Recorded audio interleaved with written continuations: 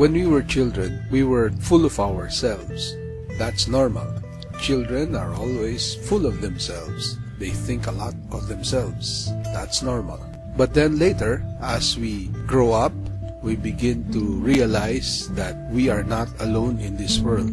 There are other people. They have their own feelings, their own thoughts, their own plans, their own goals. And so we begin to live not only according to what we want, according to what we think, and according to what we feel, but also according to what other people think, feel, and want.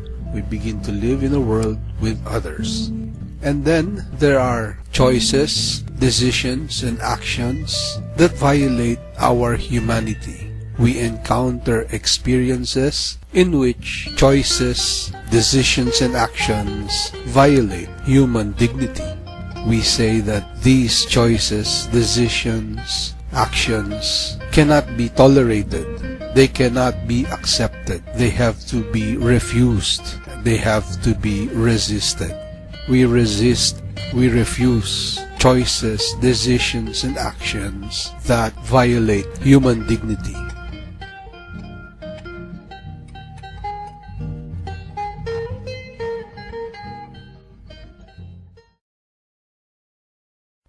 The aim of ethics and morality is to live a good life. We have probably been used to thinking that ethics and morality are about norms, prohibitions, and obligations, rules, what we should do, what we should not do. Maybe this is the way ethics and morality are often presented. But in the bottom of ethics and morality is the aim to live a good life. We have said that we were not just living for ourselves, but also living for others and living with others.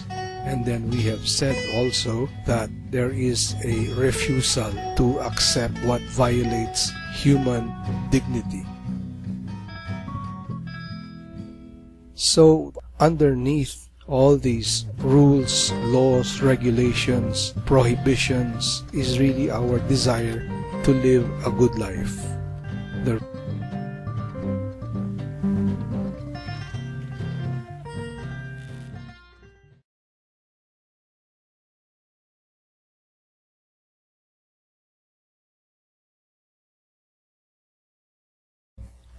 We have been using the words ethics and morality as if they meant the same thing. In a way, yes, we can use them interchangeably, but let us try to make certain aspects more precise. Aspects belonging to ethics and aspects belonging to morality.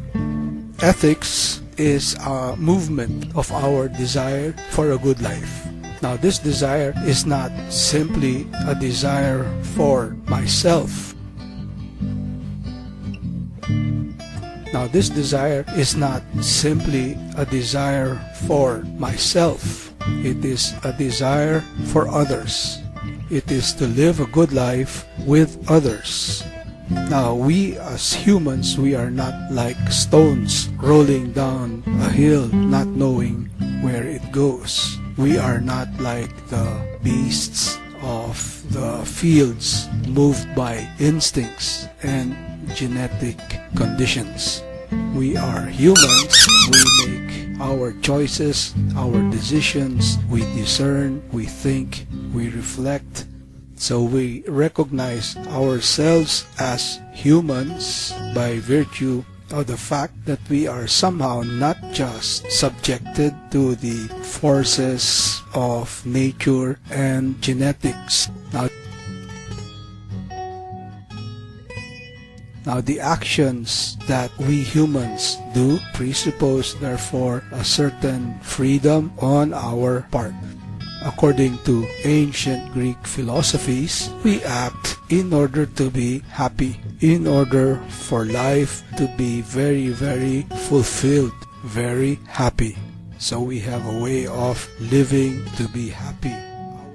Our desire to live a very fulfilled and happy life cannot be just a self-centered happiness. It is very dangerous being too full of ourselves.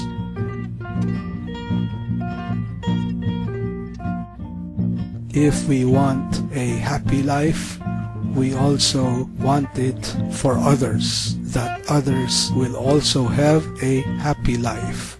Yes, we are not just products of the forces of nature and genetics. We are also humans who desire the happiness of others. We would wish that others are not locked up in conditions that will make them miserable and unhappy. So here we have an ethical life that is concerned with life in its fullest with others, so that my life and the life of others are fulfilled.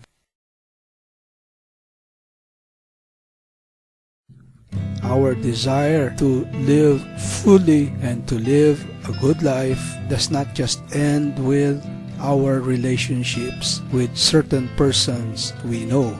Our desire for a good life extends to everyone in a manner that is perhaps indirect through the mediation of institutions. We just do not want that a good life is between friends or between co-workers or between classmates. We want a good life, and this life involves a wider sector of relationships. Our neighborhood, our city, our country, our nation, and the whole of humanity.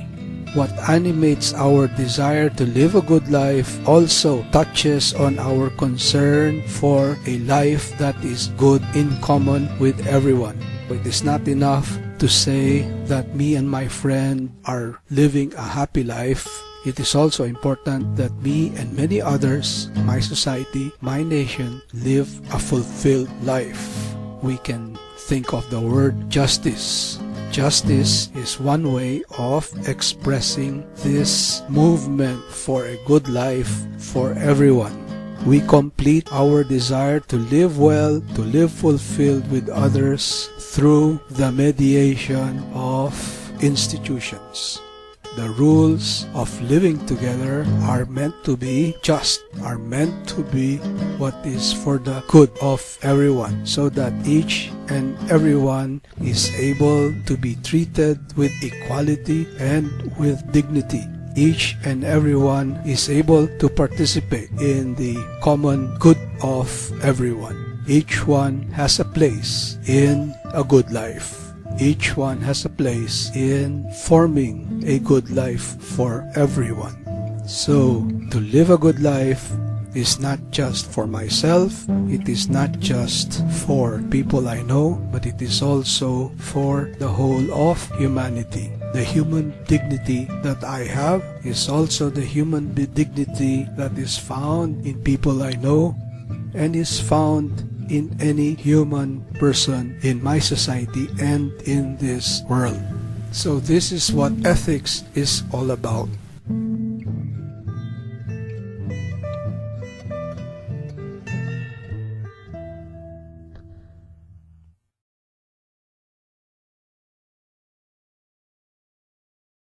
This time we look at morality. Ethics tells us the desire to live a good life with others. Now, what about morality? Ethics is nice. It gives us a very general view of our desire for good life. The aim of ethics is a general good life. However, there is a difficulty. There is a gap in ourselves between our desire for a good, fulfilled life and our preferences for many other things that might contradict a good life. We speak of a good life, but yet, how do we live out that good life? Sometimes we do not necessarily live out what is desired. There is a tension between what we prefer and what is a desired good life. And so here comes morality. Morality comes in to give shape to our desire for a good life. So in morality, we talk about laws, rules, regulations, prohibitions, norms. There are norms that appear. Whereas in ethics, it's a general view of life that we want to be good and lived with others. In morality, we speak of the concrete norms, rules, regulations. We speak of moral norms in order to actualize our desire for a good life. A moral norm has the characteristic of being applicable to everyone.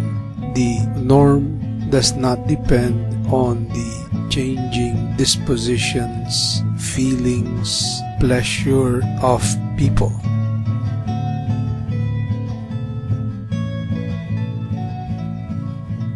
We can say that a moral norm is a duty.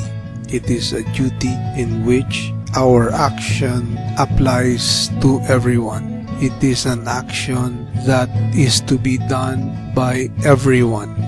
Take the example of respect. We should respect others.